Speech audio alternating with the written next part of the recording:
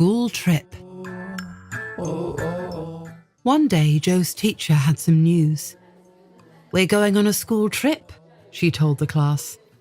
"As we've been learning about different animals, we are going to visit a wildlife park." Everyone was excited. "Bears!" yelled Finn at playtime. "Rhinos!" "Leopards!" shouted Joe. "Lions!" That evening, Joe showed his parents the letter about the school trip. "Wonderful," said Mum. "We must make sure you have everything you need." "Will there really be lions?" asked Bella, her eyes big with excitement. "Yes, and leopards too." "Ooh," said Bella, and her eyes grew even bigger. On the morning of the trip, Joe had everything ready. He had a backpack with his sandwiches and water bottle. He had a warm scarf in case it was cold and sunscreen in case it was hot. He had a camera to take pictures of the animals. "Quick," he said at breakfast. "I can't be late, or they might leave without me." "Don't worry," said Bella.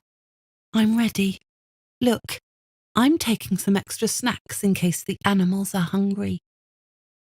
Everyone looked at Bella.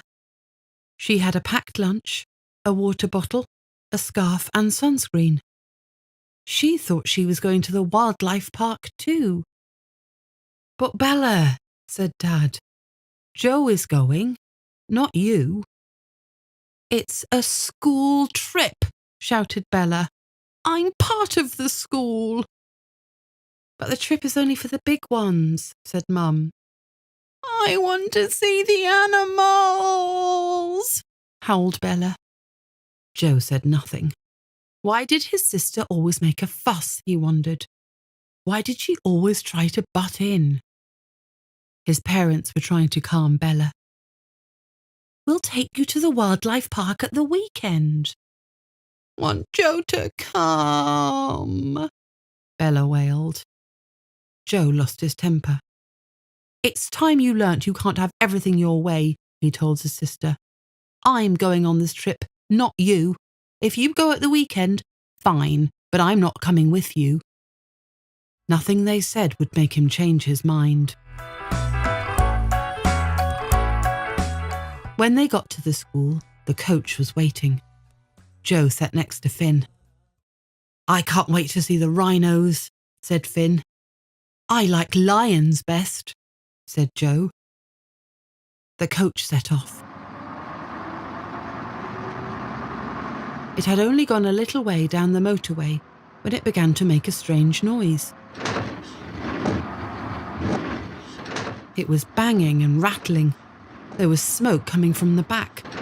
The coach driver pulled to the side of the motorway. With a thud, the coach stopped. "You've broken down," said Finn. The driver phoned the breakdown service. At first it was exciting, but after a while everyone began to get bored. "This is no fun," grumbled Finn. Finally the breakdown truck arrived, but it couldn't fix the coach. They waited and waited. At last a new coach came. Everyone had to climb off the first coach and onto the second one.